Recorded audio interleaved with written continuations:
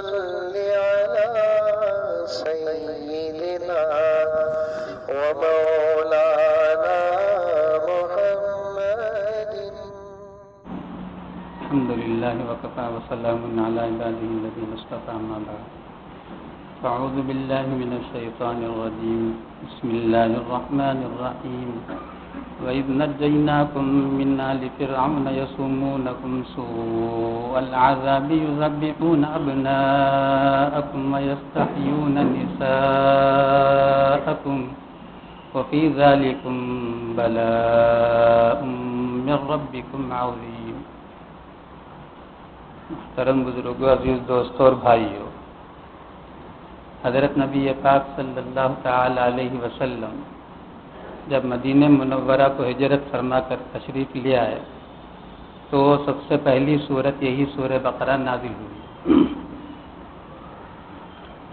چونکہ مدینہ منورہ کے اطراف یہود کے علماء اور یہود کے قبیلے رہا کرتے تھے، سارا عالم ان لوگوں کو بڑا ہی مرتبہ دے رکھا تھا اور ان لوگوں کی نگاہوں میں یہود اور خصوصاً علماء یہود کی بڑی تعظیم کیا کرتے تھے. وجہ یہ ہے کہ ان لوگوں کو یہ لوگ علماء سمجھتے تھے اور اہل علم کی جو قدر ہوتی ہے ویسے قدر وہ لوگ کرتے تھے. اللہ تبارک و تعالیٰ نے یہ چاہا اگر یہ لوگ اسلام کی طرف نبی پاک صلی اللہ تعالیٰ علیہ وسلم پر ایمان لانے والے ہو جائیں گے تو سارا عرب کو سمجھانا آسان. اس لیے مسلسل اللہ تبارک و تعالیٰ یہودیوں کو ان کے آباء و اجداد کی مسلسل شرارتوں کے باوجود ان پر جو انعامات کی بارشیں اللہ تبارک و تعالیٰ نے مسلسل نازل فرمایا اسے بار بار یاد دلا رہا. اوپر کے ایک رکوع میں تو اللہ تبارک و تعالیٰ مجمل طریقے سے مختصراً یہ بتا دیا کہ اے بنی اسرائیل، تم پر اللہ تبارک و تعالیٰ کے بے شمار احسانات ہیں. ان احسانات کے شکریہ میں آئے ہوئے نبی کی تم اتباع کرو، ان پر ایمان لے آؤ، ان کو نبی مانو. اب یہاں پہ اس کی تفصیل اللہ تبارک و تعالیٰ بیان فرماتے ہیں. سب سے پہلی تفصیل، سب سے پہلی نعمت کو اللہ تعالیٰ نے بتایا، سارے عالم میں اللہ نے تمہیں فضیلت بخشی. اس کی تفصیل تو گزر چکی ہے، گزشتہ جمعرات بتا دیا کہ سارے عالم کے لوگ علماء ہونے کے ناطے ان کے سامنے بہت نذرانے پیش کرتے تھے، ان کے قدموں کو زمین پر بھی رکھنے نہیں دیتے تھے. اس طرح سے ان کا بڑا اکرام کیا کرتے تھے. اللہ تعالیٰ فرماتا ہے یہ اکرام تم لوگوں کو کیوں کیا جا رہا ہے؟ صرف اس لیے کیا جا رہا ہے کہ تم اہل علم ہو. اللہ تعالیٰ نے تمہارے آباء و اجداد کو ایمان کی دولت سے مالا مال فرمایا تھا. انبیاء علیہ السلام کی تم اولاد ہو، تو یہی وجہ ہے کہ تم کو آج اس کا صلہ مل رہا ہے، اس کا بدلہ مل رہا ہے. ورنہ تم کچھ نہیں ہو، تم تو شرک اور کفر میں پھنسے ہوئے ہو، نبی سے دشمنی میں تلے ہوئے ہو. اب تم اپنے آباء و اجداد کی بات سوچو.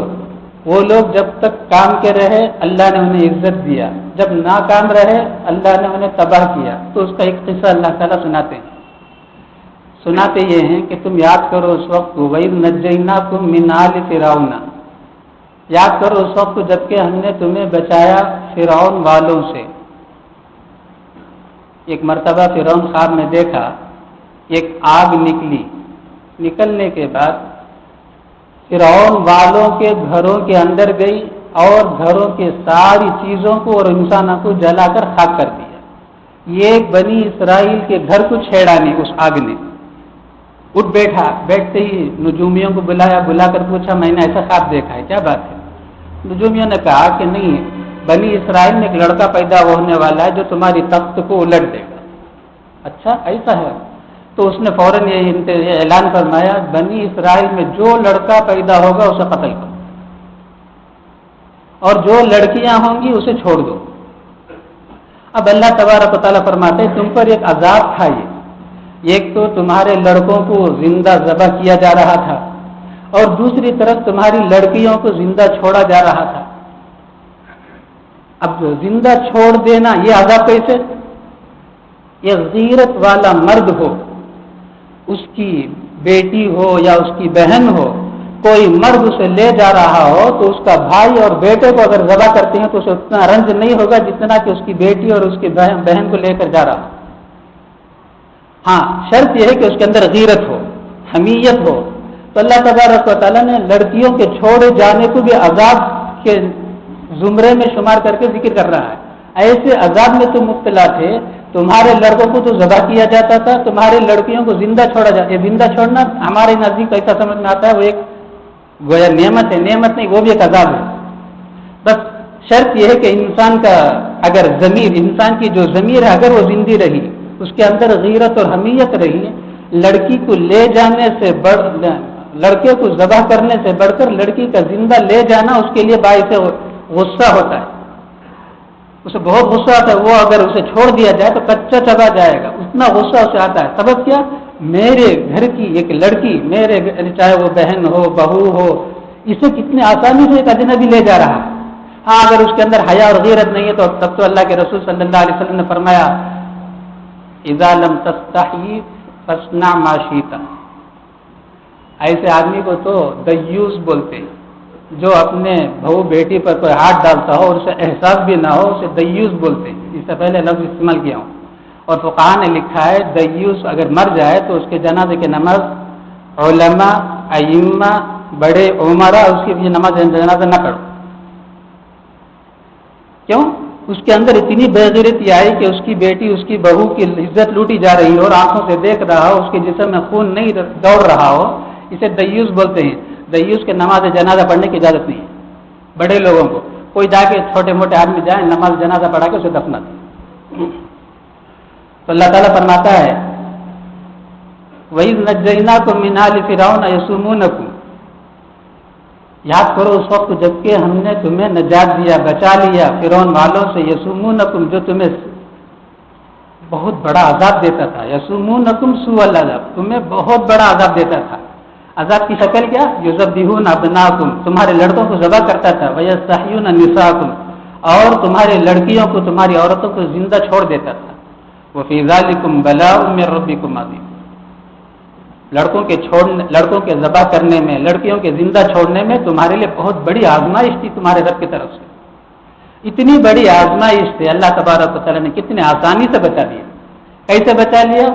حضرت موسیٰ علیہ نبینا علیہ الصلوۃ والسلام نے خوب سمجھایا فرعون کو، فرعون والوں کو کہ اللہ پر ایمان لاؤ۔ تفصیل اس کی آگے آ رہی ہے پارے 9 میں۔ تو فرعون نے بھی ٹھکرا دیا اور فرعون والوں نے بھی ٹھکرا دیا، تو اللہ تبارک و تعالیٰ نے بد دعا کیا۔ اللہ تعالیٰ نے بد دعا قبول کر لیا، کہا کہ اے موسیٰ ہم ضرور ہلاک کریں گے، لیکن تم اپنا کام دعوت و تبلیغ کا کرتے رہیں۔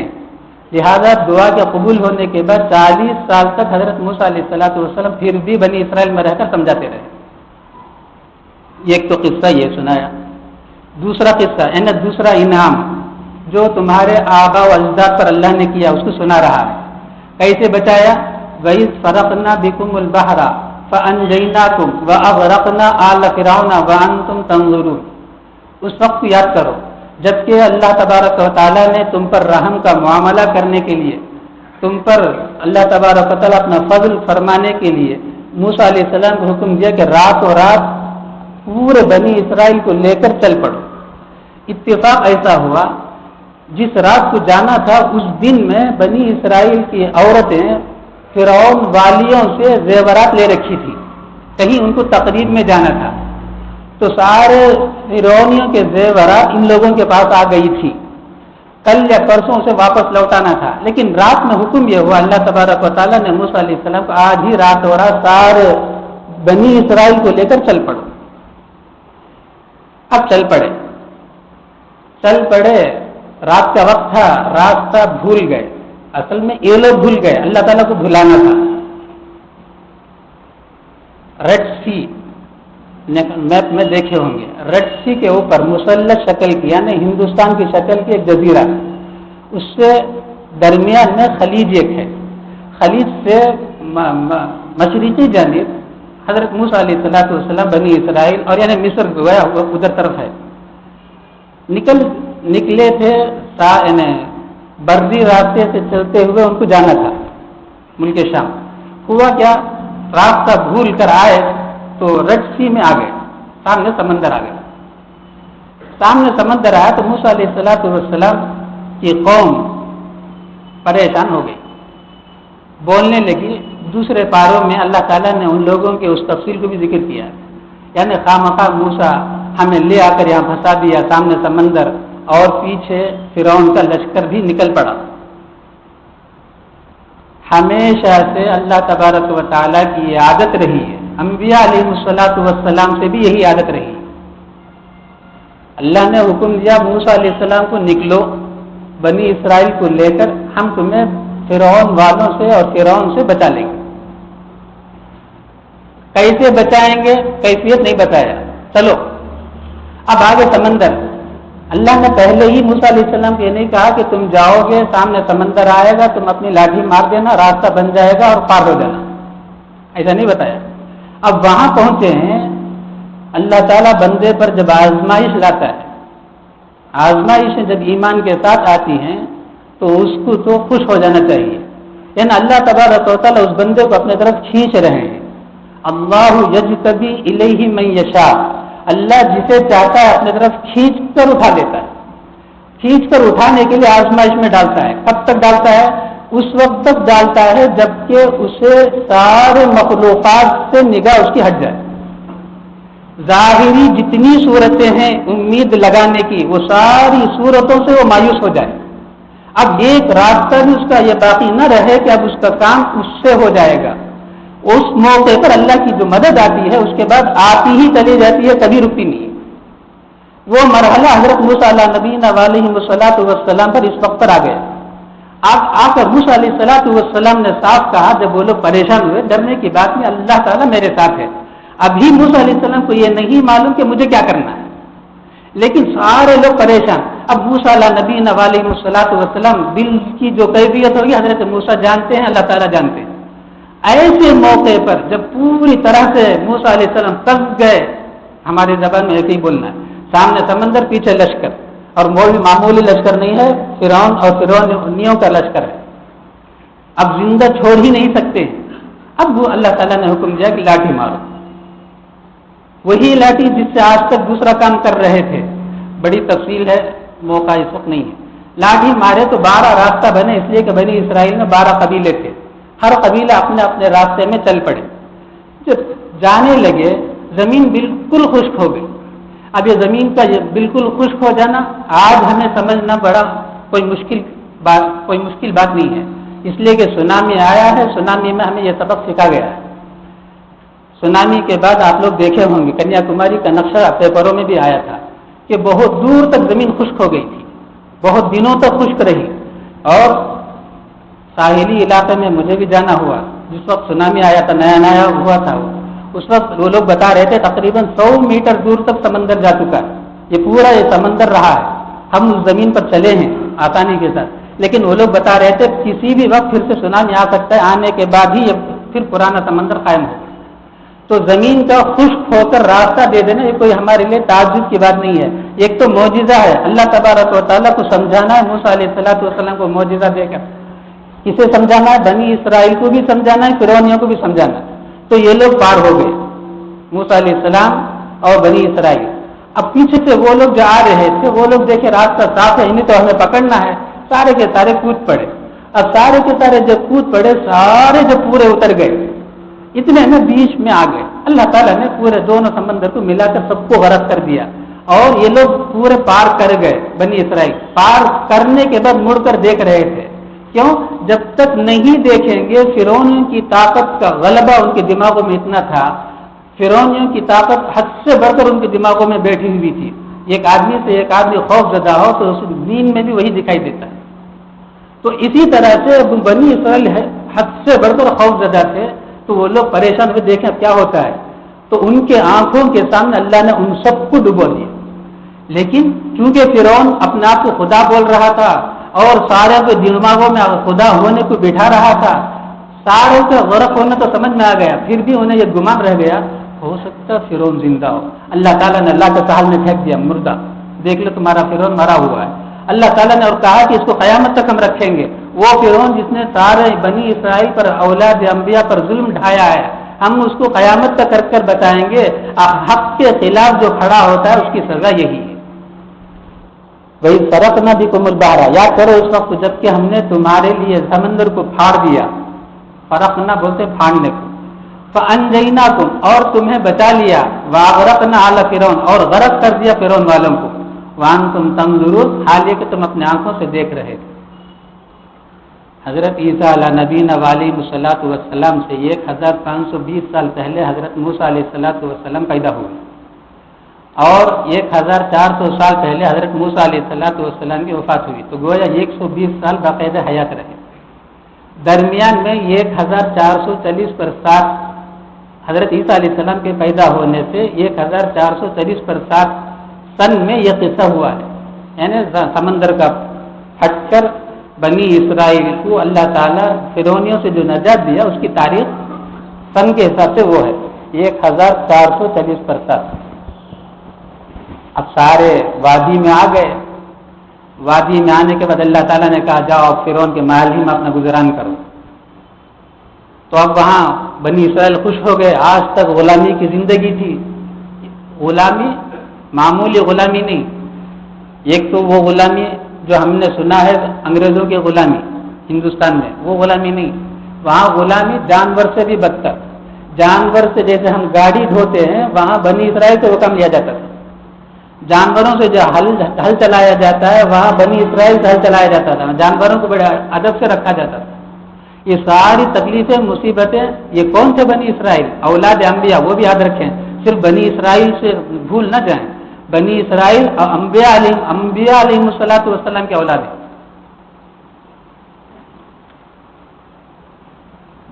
پہنچ گئے تو موسیٰ علیہ الصلوۃ والسلام سے کہا یا نبی اللہ، یا عام طور سے تو بنی اسرائیل موسیٰ علیہ السلام سے جب بھی خطاب کیے موسیٰ سے ہی خطاب کیے، اے موسیٰ، قرآن میں بھی بار بار آئے گا، اے موسیٰ اب تو ہم بالکل ظلم و ستم سے آزاد ہو گئے ہیں، ہمیں سکون ملا ہے، اب اللہ کی طرف سے آپ ایک شریعت لے آئیں، اب شریعت پر زندگی ہم گزارتے ہیں۔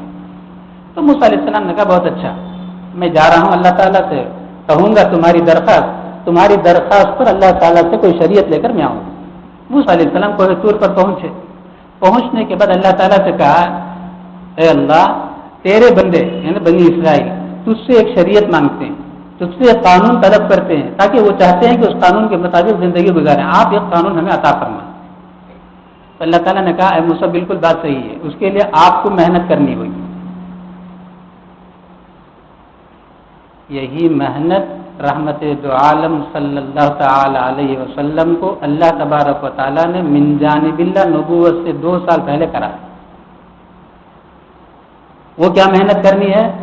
تم کو 40 دن تک کوہ طور میں رہ کر روزے رکھنا ہے، لیکن کیسے؟ پہلے تو اللہ نے کہا 30 دن رکھنا ہے، پھر 10 دن بڑھا دیا۔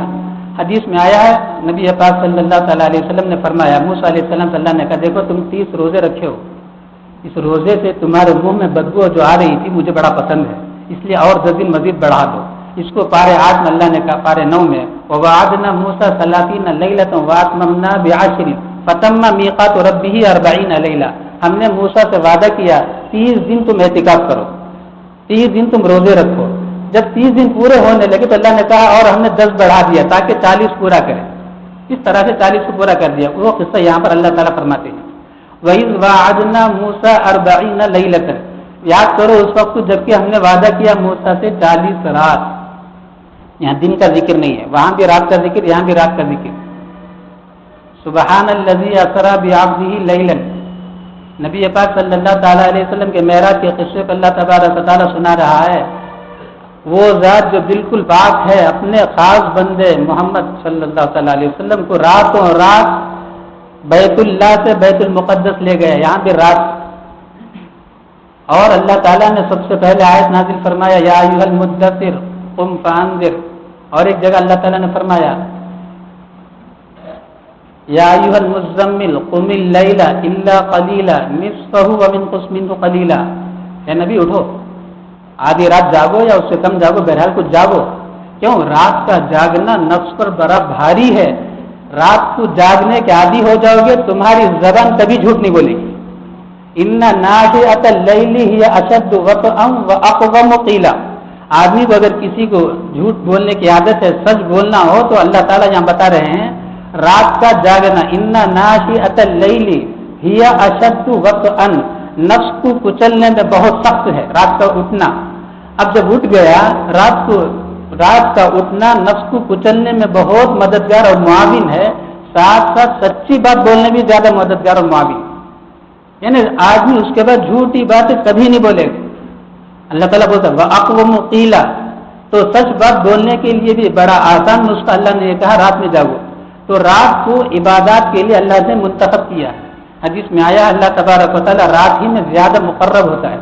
قرآن کو بھی اللہ نے رات ہی میں نازل فرمایا اِنَّا أَنزَلْنَاهُ فِي لَيْلَةٍ مُبَارَكَةٍ، ابھی آ رہا ہے یہاں لیلۃ مبارکۃ سے بعض مفسرین نے کہا ہے 15ویں شعبان۔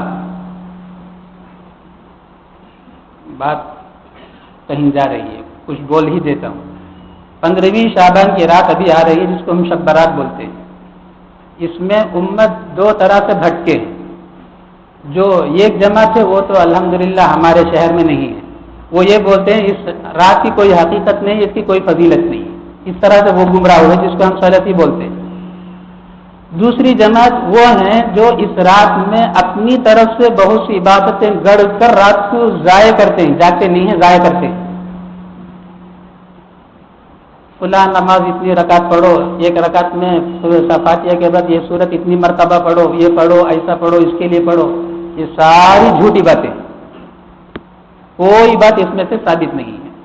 شب برات کی فضیلت یقیناً حدیث شریف میں آئی ہے، نبی پاک صلی اللہ علیہ وسلم نے بھی فرمایا ہے۔ اللہ تبارک و تعالیٰ ایک مرتبہ حضرت نبی علیہ السلام آرام فرما رہے تھے، حضرت جبرائیل آئے، کہا یا محمد کھڑے ہو جاؤ، آج شب برات ہے۔ اس رات میں اللہ تعالیٰ آسمان دنیا پر تشریف لا کر فرشتوں کے ذریعے سے اعلان فرماتے ہیں، کیا فرماتے ہیں؟ الامی مستغفرین اغفر لہ، ہے کوئی مجھ سے مغفرت چاہنے والا میں اسے مغفرت کرتا ہوں۔ الامی مسترزقین ارزق لہ، کوئی ہے مجھ سے روزی مانگنے والا میں اسے روزی عطا کروں۔ یہ اللہ تعالیٰ صبح صادق تک فرشتوں کے ذریعے سے ندا کرتے رہتے ہیں، لہٰذا کھڑے ہو جاؤ، عبادت کرو۔ حضرت ام المومنین عائشہ صدیقہ رضی اللہ تعالیٰ عنہا فرماتی ہیں نبی پاک صلی اللہ علیہ وسلم کھڑے ہوئے اور نماز ادا کیا، قیام اتنا لمبا کیا، رکوع اتنا لمبا کیا، پھر سجدے میں گئے، اتنا لمبا سجدہ کیا، مجھے شک ہو گیا شاید روح نکل گئی، انگوٹھا پکڑ کے ہلایا، دیکھا تو انگوٹھا ہلنے لگا تو سمجھی نہیں ابھی باقاعدہ حیات ہے، تسلی ہوئی۔ نماز سے فارغ ہوئے نبی علیہ الصلوۃ والسلام نے پوچھا یا عائشہ کیا ڈر گئی؟ نہیں، میں اللہ سے مغفرت مانگ رہا تھا میرے اپنی امت کے لیے۔ تو حضرت عائشہ صدیقہ رضی اللہ تعالیٰ عنہ روایت کرتی ہے۔ ایک اور حدیث ہے جس میں نبی حضرت عائشہ فرماتی ہے نبی علیہ الصلوۃ والسلام اسی رات میں، اس میں بھی بڑی تفصیل ہے، اس حدیث کو اگر میں وضاحت کروں گا تو وقت آگے بڑھ جائے گا، مختصراً نقل کیے دیتا ہوں۔ نبی علیہ السلام شب برات میں ہی قبرستان تشریف لے گئے اور جنت البقیع میں جو کچھ مانگا ہوگا، جو کچھ پڑھا ہوگا، اللہ اور اللہ کے رسول جانتے ہیں، واپس تشریف لے آئے۔ وہ کیسے گئے اس کو حضرت عائشہ رضی اللہ بڑی تفصیل سے بیان کرتی ہے، اس میں بڑی نصیحتیں ہیں، بڑے احکامات ہیں، مسائل بہت سے ہم اس میں ملتے ہیں۔ اور دن میں نبی علیہ الصلوۃ والسلام نے روزہ رکھا، لہذا رات عبادت کے لیے اگر جاگنا ہے تو جا سکتے ہیں، پورا اجر اللہ تبارک و تعالیٰ عطا فرمائیں گے۔ اور دن میں روزہ رکھنا یہ بھی سنت ہے۔ اب رات میں جاگتے ہیں تو کیا کریں؟ وہ مختصر سے بات بول کر میں اپنے مقصد کی طرف لوٹ جاتا ہوں۔ جاگنا ہے تو ضرور جاگیں، لیکن کریں کیا؟ ضرور ہماری اگر نماز قضا ہیں تو اسے پورا کرنے میں لگ جائیں، 2 دن کی قضا ہو جائے، 3 دن کی قضا پوری ہو جائے، 4 دن کی قضا ہو جائے، اللہ کا شکر ہے۔ یعنی مثال کے طور پر 10 سال کی نماز اگر ہمارے دن میں قضا ہے، 5 دن اس میں کم ہو گئے تو 10 میں سے 5 کم ہو جائیں گے۔ کیوں؟ یہ نماز کی قضا پر اللہ تبارک و تعالی 80 سال جہنم میں جلائیں گے، اللہ ہماری حفاظت فرمائے۔ اگر ہماری نمازیں بے شمار ہیں تو اس میں سے کمی کی کوشش کریں، رات جاگنا ہو، رمضان بھی قریب میں آ رہا ہے، رمضان المبارک میں بھی طاق راتوں میں ہو، کبھی بھی جاگنا ہو تو پہلی فرصت میں اپنی قضا نمازوں کو ادا کرنے کی فکر کریں۔ کیسے ادا کریں؟ میری چھوٹی ہوئی نمازوں میں سے پہلی فجر کی نماز میں پڑھتا ہوں، میری چھوٹی ہوئی ظہر کی نمازوں میں سے پہلی ظہر کی نماز پڑھتا ہوں، میری چھوٹی ہوئی عصر کی نمازوں میں سے یہ پہلی عصر کی نماز، ہر عصر کی قضا پڑھتے ہوئے یہی نیت کریں، اس لیے کہ جو پڑھیں گے وہ پہلی نماز ہوگی، پڑھنے کے بعد جو باقی رہ گیا اس میں سے اب وہ پہلی ہوگی۔ اس طرح سے نیت کر کے قضا کی نماز پڑھے جتنی ہمت اور طاقت، ہر آدمی اسی کی فکر کرے۔ اب آدمی ضرور تھکے گا، پورا تو نہیں کر پائے گا، اس کے بعد اگر طبیعت چاہے تو ذکر اللہ میں لگ جائیں، دعا میں لگ جائیں اور تلاوت میں لگ جائیں، اور ہمت آگے بڑھی تو صلاۃ التسبیح کی نماز پڑھ لیں۔ اس کے علاوہ خاموش سو جائیں، سونا بھی عبادت ہے۔ اگر عشاء کی نماز باجماعت تکبیر اولیٰ سے ادا کر کے فجر کی نماز باجماعت تکبیر اولیٰ سے ادا کر لیں گے اس رات میں اور خاموش سو جائیں گے، وہ بھی رات ساری کی ساری عبادت میں شمار ہوگی۔ مگر رات جاگا عبادتوں میں لگایا، کسی کی غیبت کر لیا، کسی کا مذاق اڑا لیا، ذات بھر کی عبادت کیا بلکہ اوپر سے بوجھ آئے گا گناہوں کا، عبادت تو ساری جائے گی۔ یہ ایک آدمی کی یہ غیبت کیا، پوری رات کی عبادت پوری چلی جائے گی۔ یہ جھوٹ کہا اس رات میں جاگنے کے بعد، یہ مذاق کیا کسی کا، دوستوں میں ہوتا ہے کہ کوئی 4 آدمی مل گیا، ایک میں آیا تھا وہ ذرا گرا پڑا تھا تو اس کا مذاق شروع کر دیا، یہ ایک مذاق کیا تو رات بھر کی ساری عبادتیں اکارت جائیں گی۔ لا یسخر قوم من قوم عسى ان يكونوا خيرا منهم، اللہ تبارک و تعالیٰ نے قرآن پاک میں فرمایا کوئی مرد کسی مرد کا مذاق نہ اڑائے۔ صرف مذاق میں اللہ تعالیٰ نے 4-5 موقع پر مردوں کو بھی براہ راست مخاطب کیا، عورتوں کو بھی براہ راست مخاطب کیا، ورنہ سارے احکام مردوں کو مخاطب کر کے عورتوں کو شامل کر لیا۔ چند احکامات قرآن نے صاف صاف اللہ نے کہا، مومنوں کو بھی الگ سے، مردوں کو بھی الگ سے کہا، عورتوں کو بھی الگ سے کہا کہ یہی آیت ہے، لا یسخر قوم من قوم عسى ان يكونوا خيرا منهم ولا نساء من نساء عسى ان يكن خيرا منهم۔ کوئی مرد کسی مرد کا مذاق نہ اڑائے، جس کا مذاق اڑائے ہو سکتا ہے اللہ کے ہم پسندیدہ بندہ ہو۔ کوئی عورت کسی عورت کا مذاق نہ اڑائے، ہو سکتا ہے اللہ کے پاس وہ عورت پسندیدہ ہو۔ عورتوں کو بھی الگ سے ذکر فرمایا، مردوں کو بھی الگ سے ذکر فرمایا اللہ تبارک و تعالیٰ نے۔ لہذا مذاق کیا، غیبت کیا، جھوٹ بولا، ساری عبادتیں چلی جائیں گی۔ یہ نیکی اللہ تبارک و تعالیٰ ہمارا باقی نہیں رکھیں گے۔ یہ کب؟ جبکہ میں نے جو کہا وہ اعمال کریں گے۔ اور اس کے علاوہ جو کتاب میں چھپے ہوئے ہوتے ہیں، اتنی رکعتیں پڑھیں، 2 رکعت میں، پہلی رکعت میں سورہ فاتحہ کے بعد سورہ اخلاص اتنی مرتبہ پڑھیں، دوسری رکعت میں اتنی مرتبہ پڑھیں، بالکل جھوٹ ہے۔ ہمیں غلط کاموں میں لگا کر رات کو ضائع کرانے کے لیے شیطان نے چالو کرایا۔ کیوں؟ حدیث میں آیا ہے ہماری جو نماز فرض، واجب اور سنت مؤکدہ کی جتنی بھی نمازیں ہیں، یہ نمازیں نبی علیہ السلام کے طریقے پر نہیں ہوگی تو ایسی صورت میں ان نمازوں کو ذمے سے تو اتر جائے گا، لیکن ان نمازوں کو میلے کپڑے کی طرح لپیٹ کر نمازی کے منہ میں مار دی جاتی ہے۔ اب وہ نمازیں جو حدیث میں نہ ثابت ہے، نہ صحابہ نے کیا ہے، نہ تابعین نے، نہ تبع تابعین نے، پتہ نہیں کون سا شیطان کہاں لا کر اسے زندہ کر دیا، شروع کر دیا، جو ہمارے درمیان چل رہا ہے۔ اسی طرح مغرب کے بعد 3 سورہ یاسین شریف قرآن پاک کا دل ہے، اللہ کے رسول صلی اللہ علیہ وسلم نے فرمایا ضرور پڑھیں، جتنا چاہے پڑھیں، اس میں طے کر رکھا ہے 3 مرتبہ اس نیت سے پڑھیں، یہ نیت ہے، یہ نیت اپنی طرف سے انسانوں نے بنایا ہے، یہ بھی غلط ہے، پڑھیں 50 مرتبہ پڑھیں، نیکی اللہ تبارک و تعالیٰ خوب دیں گے۔ نیکی حاصل کرنے ہی کے لیے رات کو جاگا جاتا ہے، نیکی ہی اصل ہے، بقیہ اللہ تبارک و تعالیٰ اس نیکیوں کے برکت سے ہمارے روزی میں برکت عطا فرمائیں گے۔ روزی کی برکت کے لیے، عمر کی برکت کے لیے یہ ساری باتیں اپنے شیطان انسانوں کی شکل میں لا کر چارو کرا دیا، تاکہ حضرت نبی پاک صلی اللہ علیہ وسلم نے کہا میری امت کو شیطان عبادات کی شکل ہی میں بہکائے گا، نئی عبادتیں لا کر دے گا تاکہ عبادت کا ثواب وہ حاصل نہ کر سکے۔ اب رات جاگتے ہیں، ایسی عبادتوں میں لگتے ہیں تو کوئی نیکی نہیں ملے۔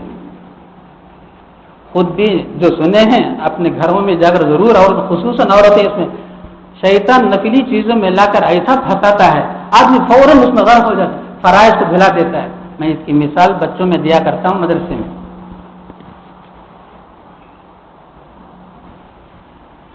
کوئی آدمی کسی دینی مجلس میں بیٹھا ہوا تھا، وہاں پر پگڑی کی فضیلت آئی، بھی پگڑی باندھنے میں یہ فضیلت ہے، یہ فضیلت ہے، باہر نکلا، لنگی نکال کے پگڑی باندھ لی۔ بالکل ہماری ایسی مثال ہے، فرائض کو تو آسانی سے چھوڑ دیتے ہیں، نوافل بھی وہ جو ہمارے پاس ہے ہی نہیں، شریعت میں کہیں ثابت نہیں ہے، اس میں آدمی بڑے آسانی سے لگتا ہے، گنتا ہے، لکھتا ہے کاغذ اٹھا کے کہ ہماری کتنی مرتبہ ہوگی، سورہ اخلاص کتنی مرتبہ ہو، پتہ نہیں، اس طرح سے لگ کر سارے کیوں عبادات نبی پاک صلی اللہ تعالی علیہ وسلم کے طریقے پر ہو تو وہ عبادات، بلکہ استنجا کرنا، بیت الخلا جانا، اگر نبی پاک صلی اللہ تعالیٰ علیہ وسلم کے طریقے پر ہے، قیامت کے میدان میں نور کی شکل میں وہ استنجا میں ملے گا۔ نماز بھی اگر نبی علیہ الصلوۃ والسلام کی شکل میں نہیں ہے تو جیسے بار بار بولتا ہوں، میلے کپڑے کی طرح لپیٹ کر جو نمازی کے منہ میں مار دیا جاتا ہے، اسی کا یہی مطلب ہے۔ لہٰذا اپنی زندگی کو جتنی ہو ہم یہ محنت کریں، ہم ہمیشہ یہ فکر کریں کہ ہماری زندگی نبی علیہ السلام کی زندگی کے مطابق ہو، اس کی محنت میں ہم لگے رہیں۔ اگر معلوم ہو جائے کہ نبی کا طریقہ نہیں ہے، آسانی سے چھوڑنے والے ہو جائیں گے۔ نبی کی محبت، نبی کا اور درود شریف کی کثرت کریں گے، اللہ تعالیٰ دنیا میں وہ مقام عطا فرمائے گا، ہم حیران رہ جائیں گے۔ جیسا کہ اس سے پہلے بھی ایک نام لیا تھا، حضرت مولانا فضل الرحمن گنج مراد آبادی رحمۃ اللہ علیہ، یہ فرماتے ہیں ہم کو جو کچھ ملا درود شریف سے ملا۔ اب رات میں جاگے ہیں، درود شریف پڑھیں، جتنا چاہے پڑھیں، چلتے پھرتے اٹھتے بیٹھتے۔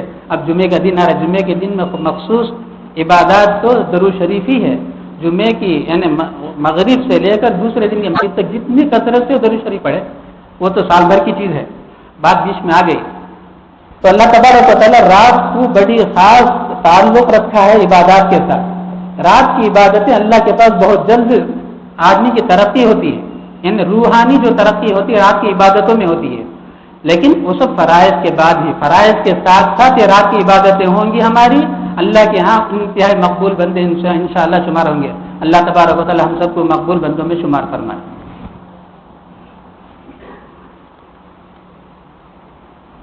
وَإِذْ وَعَدْنَا مُوسَىٰ 40 لَيْلَةً، اب 40 کیوں کہا؟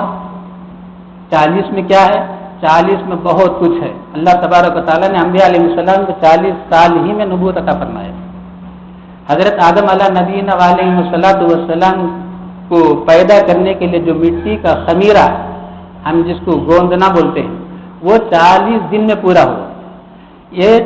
اور اسی طرح سے بچہ جو حمل ٹھہرتا ہے نطفے کی شکل میں 40 دن رہتا ہے، اس کے بعد خون بستہ کی شکل میں 40 دن رہتا ہے، اس کے بعد چبائے ہوئے گوشت کے ٹکڑے کی طرح 40 دن رہتا ہے۔ یہ 40 پورا ہوتے ہی اللہ تبارک و تعالیٰ روح ڈالتے ہیں۔ ٹھیک 40 کے بعد 40 پورا ہوا، روح پڑ جاتی ہے، وہاں سے بچے کی حرکت شروع ہو جائے گی۔ بالکل الارم کی طرح یہ کام ہوتا ہے، نظام الہی ہے۔ تو 40 کو بڑی خصوصیت حاصل ہے، اسی وجہ سے صوفیاء کرام چلہ کشی کی ریاضت اور مجاہدے میں لگے تھے۔ آج دعوت و تبلیغ میں 40 دن والا چلہ وہ بھی اسی کی غرض ہے۔ 40 دن میں آدمی ایک کام میں لگا رہتا ہے تو اس کی حالت بدل جاتی ہے۔ حضرت ابن عباس رضی اللہ تعالیٰ عنہما فرماتے ہیں، نبی پاک صلی اللہ علیہ وسلم نے فرمایا، جو بندہ 40 دن اپنے اوپر محنت کر کے نمازی اور عبادات میں لگا کر گزار لیتا ہے، اللہ تبارک و تعالیٰ اس کے اندر سے حکمت کی باتیں نکالتے ہیں۔ حکمت کی باتیں تو انبیاء علیہ السلام سے نکلتی ہیں۔ 40 دن محنت کر لے گا اپنے اوپر دینی اعتبار سے، عبادت کے اعتبار سے، اللہ تبارک و تعالیٰ اس کے اندر سے حکمت کی باتیں نکالتے ہیں۔ تو اللہ تعالیٰ فرماتے ہیں، وَإِذْ وَعَدْنَا مُوسَىٰ 40 لَيْلَةً ثُمَّ اتَّخَذْتُمُ الْعِجْلَ مِن بَعْدِهِ وَأَنتُمْ ظَالِمُونَ۔ ادھر تو موسیٰ علیہ السلام 40 دن کوہ طور میں گئے، ایک اور بدبخت، اس کا نام بھی اتفاق سے موسیٰ۔ بنی اسرائیل میں جو بچے پیدا ہوتے تھے سارے قتل ہوتے تھے، 2 موسیٰ بچے۔ ایک موسیٰ کے بچنے کی شکل تو سارے ہی جانتے ہیں کہ ماں نے صندوق میں ڈالا اور دریا میں بہا دیا، فرعون کے محل میں پہنچ جا کر فرعون پرورش کرنے لگا۔ ایک عورت جنی بنی اسرائیل میں سے، اس نے بھی اپنے بچے کا نام موسیٰ رکھا۔ اب وہ سوچی میں کیا کروں، تو اس نے یہ سوچا چڑھو میں پہاڑ کے اوپر جا کے کہیں رکھ کے آ جاؤں۔ اسے یہ نہیں معلوم یہ موسیٰ کو سمندر میں بہایا گیا ہے، وہ گئی اپنے عقل سے لے جا کر پہاڑ میں رکھ دی۔ اللہ تبارک و تعالیٰ نے اس موسیٰ کی تربیت کے لیے حضرت جبرائیل کو رکھا، کہا جاؤ تم تربیت کرو، اور ایک انگلی سے دودھ ایک انگلی سے شہد اسے پلاتے تھے، حضرت جبرائیل پلاتے تھے۔ حضرت جبرائیل اسے کھیلتے تھے، انہیں گویا کھلونے کا انتظام سارا حضرت جبرائیل علیہ السلام کر رہے تھے۔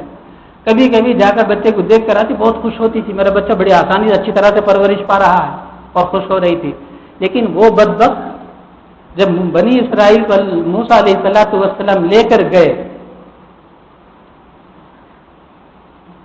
پیچھے سے فرعون آیا، فرعون کے سارے رک گئے، فرعون کا گھوڑا سب رک گیا۔ تو جبرائیل علیہ السلام گھوڑی میں آئے تاکہ ان لوگوں کو نیچے اترے. گھوڑا جب تک نہیں اترے گا آگے وہ لوگ نہیں اتریں گے. تو گھوڑی جب ایسے اتر گئی حضرت جبرائیل علیہ السلام کی، وہ لوگ سارے کے سارے اپنے گھوڑے کو نیچے لے آئے. سامری نے دیکھا تو سامری فوراً سمجھ گیا یہ تو جبرائیل علیہ. تو جبرائیل کے گھوڑے کے خود جہاں جہاں پڑتا تھا وہاں سے فوراً مٹی اٹھا لیے، مٹی اٹھا کے سب جمع کر لیے. جمع کرنے کے بعد جب وہاں گیا، موسیٰ علیہ السلام ادھر گئے ہارون علیہ السلام کو چھوڑ کر، تو سارے جو زیورات تھے اسے لا کر پگھلا کر سانچہ بنایا گوسالے کا، یعنی بچڑے کا، گائے کے بچے کا بنا کر اس کے اندر وہ اس مٹی کو ڈال دیا. ڈالتے ہی وہ روح والی ہو گئی، بھیں بھیں کرنے لگا، یعنی بیل کی شکل، بیل کی آواز. اور کہا دیکھو زان بنی اسرائیل سے مخاطب اگر موسیٰ بھول گئے خدا کو لینے کے لیے جو گئے وہ خدا تو یہ ہے، لو چلو اسی کی عبادت کرو، پرستش کرو. سب کو لگا دیا گوسالے کی پرستش میں. اسی کو اللہ تعالیٰ فرماتے ہیں ثم اتخذتم العجل من بعدی، اس کی تفصیل آگے آ رہی ہے. ثم اتخذتم العجل، پھر تم لوگوں نے گوسالے کو بنا دیا موسیٰ علیہ السلام کے چلے جانے کے بعد. وانتم ظالمون، تم تو بڑے ظالم ہو. کیوں؟ وہاں فرعون یہ بول رہا تھا کہ مجھے خدا بناؤ، ہم نے تم کو وہاں منع کیا تھا کہ فرعون کو خدا بناؤ گے تو یہ تو شرک ہے. وہاں تو ہم نے شرک سے منع کیا، حالانکہ فرعون انسانوں میں سے تھا، اس کے بعد عقل و شعور تھا، سب کچھ تھا، اس کے باوجود کافر تھا، لوگوں کو اپنا خدا منوا رہا تھا. ہم نے اسی سے منع کیا. یہاں تو تم نے اپنی بیوقوفی میں، اپنی حماقت میں حد کر دیا. نعوذ باللہ، جو معبود تم نے بنایا وہ حماقت میں پوری دنیا میں مشہور ہے. کیوں؟ کوئی حماقت کا کام کرے تو اسے کیا بولتے ہیں؟ بیل بولتے ہیں. وہ بیل کیا کام کرتا ہے؟ یہ بیل، احمق بولنے کے بجائے بیل بولتے ہیں. اس زمانے میں بھی یہی دستور تھا. تو موسیٰ علیہ السلام پر اللہ نے جو آیت نازل فرمایا، کہا وانتم ظالم، تم لوگ بڑے ظالم ہو. وہاں تو فرعون کو معبود بنانے سے ہم نے منع کیا، یہاں آ کے تم گوسالے کی پرستش کرنے لگے جو حماقت میں پوری دنیا میں مشہور جانور ہے. اب ایک سوال یہ پیدا ہوتا ہے، ان لوگوں کے ذہن میں گوسالہ کیسے آیا، بچڑا کیسے، گائے کا بچہ کیسے آیا؟ اس کا جواب حکیم الامت مجدد ملت حضرت مولانا اشرف علی تھانوی رحمۃ اللہ علیہ نے لکھا ہے. حضرت کہیں بڑی کتابوں سے دیکھ کر لکھے ہوں گے. میرا حضرت نے لکھا ہے فرعون، سارے کے سارے فرعونی جہاں فرعون کو معبود سمجھے تھے وہیں پر ہر ایک کے پاس گوسالہ ہوتا تھا. یہ سارے کے سارے گھروں میں گوسالہ پرستش کرتے تھے، یعنی بچڑے کی. گویا بہمن جو آج کل ہمارے ہندوستان میں ہے، برہمن جس کو بولتے ہیں، یہ وہی قبیلے کے ہیں. فرعونیوں کی ایک شکل بہمن کی شکل میں ہمارے ہندوستان میں بس رہے ہیں. ان کا ایک ہی مذہب ہے. تو وہ لوگ وہ کام کر رہے تھے تو اس کے دماغ میں وہ بیٹھ گیا. یہ حضرت گوسالہ بنا کر اس کے سامنے، کیوں؟ جبرائیل علیہ السلام کو خوب یہی پہچانتا تھا، اس کے علاوہ کوئی نہیں پہچانتے تھے. جبرائیل تو یہ وہ ہیں جن کے ہر چیز میں روحانیت ہے، جس کے اندر حیوانیت ہے. یہ ساری چیزیں اس نے سوچ کر وہ مٹی اٹھایا تھا، اس مٹی کے ذریعے سے اس نے سارا کام کر لیا. تو اللہ تعالیٰ فرماتا ہے موسیٰ علیہ السلام سے ہم نے وعدہ کیا 40 راتوں کا، پھر تم نے گوسالے کو پرستش کرنا شروع کر دیا موسیٰ علیہ السلام کے چلے جانے کے بعد. وانتم ظالمون، حال یہ کہ تم بہت ظالم ہو. اتنا بڑا جرم کرنے کے بعد بھی، یعنی اللہ تعالیٰ نے فرعون اور فرعون والوں کے ظلم و ستم سے بچا کر، آزاد بنا کر فرعونیوں کے سارے زیورات کا مالک بنایا، محلات اور گھروں کا مالک بنایا. سب کچھ بنانے کے بعد تم لوگوں نے یہ جو کیا ہے، اس سے بڑا ظلم دنیا میں اور کیا ہو سکتا ہے؟ نہ اس سے پہلے نہ اس کے بعد. اللہ تعالیٰ آگے فرماتے ہیں ثم عفونا عنکم، ہم نے پھر اسے معاف کر دیا. اتنا بڑا جرم تم لوگوں نے کیا، پھر بھی ہم نے معاف کر دیا. من بعد ذالک لعلکم تشکرون، تاکہ اب تم شکر گزار ہو جاؤ. یعنی شکر گزار کا معنی کیا؟ اب تم اللہ کی عبادت گزار کم از کم اب ہو جاؤ. 3 جماعتیں ہو گئی تھی. گوسالے کی پرستش جب شروع ہوئی 3 جماعتوں میں بڑھ گئے. ایک وہ تھے جو سارے کے سارے گوسالہ پرستش میں لگے، وہ کتنے تھے؟ 70,000 تھے. ایک وہ جماعت تھے جو ان لوگوں کو منع کرتے تھے، دیکھو ایسا نہ کرو، موسیٰ علیہ السلام آئیں گے بہت خفا ہوں گے. انہی میں سے حضرت ہارون علیہ السلام بھی تھے، لوگوں کو بہت منع کرتے تھے. ایک اور جماعت تھی، انہوں جانے ہم نہ کیا گئے، ہم نہ انہوں جو کرتے کر لو. اس طرح سے ان لوگوں نے چھوڑ دیا، بالکل منع نہیں کیا. تو گویا جو دوسری جماعت تھی، جو لوگ منع کرتے تھے خود کرتے نہیں تھے، اللہ نے ان پر تو کوئی عتاب اور عذاب نازل نہیں کیا. اب یہ دونوں جب موسیٰ علیہ السلام آ گئے، وہ بھی قصہ بڑا لمبا ہے. آگے آ رہا ہے، خود سے آ رہا ہے۔ تو موسیٰ علیہ السلام بہت خفا ہوئے، تو کہا کہ دیکھو تمہارے توبہ کی ایک ہی صورت ہے، اللہ تعالیٰ نے توبہ کی شکل آگے آ رہا ہے، توبہ کی شکل تم لوگوں پر یہ نازل فرمایا ہے، یہ جو 70,000 بت پرستی میں یعنی گوشالہ پرستش میں لگے ہیں، ان کا جو رشتہ دار گوشالہ پرستش میں بھی نہیں لگا اور لوگوں کو روکا بھی نہیں، جو رشتہ دار ہے ان کا قریبی رشتہ دار وہ اسے قتل کرے۔ کیوں؟ اس لیے کہ اس نے منع نہیں کیا، گوشالہ پرستش کرنے والوں کو منع نہیں کیا، اس کی سزا میں ان کو یہ کہا تم لو تلوار اور مارو تمہارے دوستوں کو، رشتہ داروں کو، سب سے زیادہ قریبی رشتہ دار تمہارے میں جو گوشالہ پرستش میں مبتلا ہوا اسے مارو، اگر بیٹا ہے تو بیٹے کو پہلے مارو، باپ ہے تو باپ کو مارو، بھائی ہے تو بھائی کو مارو، پہلے یعنی جتنا قریبی سے قریبی رشتہ ہوگا اسے مارو۔ اس میں عصبیت کا دروازہ بند کر دیا۔ عصبیت کیا؟ انہیں وہ گروپ میں وہ گروپ، یہ عصبیت ہے۔ اسلام عصبیت کو مٹانے ہی کے لیے آیا ہے۔ پہلے ہی اللہ تبارک و تعالیٰ نے موسیٰ علیہ السلام کے زمانے عصبیت کو ختم کر دیا، کہا کہ اب اگر تم بھائی کو بھائی مارے گے تو کوئی عصبیت نہیں پھیلے گی، تو تم ماریں گے تو تمہارا جو قصور تھا نہیں انل منکر کے چھوڑنے کا، تو یہ تمہارے لیے توبہ ہے۔ تم نے جو بت پرست یعنی گوشالہ پرستش میں مبتلا ہو گئے، بچڑے کی تم نے پوجا کر لیا، شرک کا گناہ کیا، اس کی اگر تم معافی چاہتے ہو اپنے آپ کو پیش کرو کہ قتل کریں۔ اگر خوشی خوشی اپنے آپ کو پیش نہیں کریں گے، زبردستی پیش کریں گے تب بھی توبہ نہیں ہے۔ اپنے آپ کو خوشی خوشی پیش کرو، کہو تم مجھے مارو جان سے، اگر خوشی خوشی پیش کریں گے تب تمہاری یہ توبہ ہوگی۔ ثم عفونا، اس طرح سے معاف کیا، ویسے ہی معاف نہیں کر دیا۔ ثم عفونا عنکم، پھر ہم نے تمہیں معاف کر دیا اتنا بڑا جرم کرنے کے بعد بھی، تاکہ آج سے تم موحد اللہ کے پابند ہونے والے ہو جاؤ، لعلکم تشکرون۔ دعا فرمائے اللہ تبارک و تعالی ہم سب کو عمل کی توفیق دے۔ الحمدللہ رب العالمین، اللہم صلی علی سیدنا و شفیعنا و نبینا و مولانا محمد و بارک وسلم۔ ربنا ظلمنا انفسنا وان لم تغفر لنا وترحمنا لنکونن من الخاسرین۔ ربنا علیک توکلنا والیک انبنا والیک المصیر۔ ربنا لا تجعلنا فتنة للقوم الظالمین ونجنا برحمتك من القوم الكافرين۔ یا حی یا قیوم برحمتك نستغیث، اصلح لنا شأننا كله ولا تكلنا إلى أنفسنا طرفة عين ولا تكلنا إلى أنفسنا طرفة عين ولا تكلنا إلى أنفسنا طرفة عين۔ صلی اللہ تعالی علی خیر خلقہ محمد وآلہ وأصحابہ أجمعین برحمتك یا ارحم الراحمین، والحمد للہ رب العالمین۔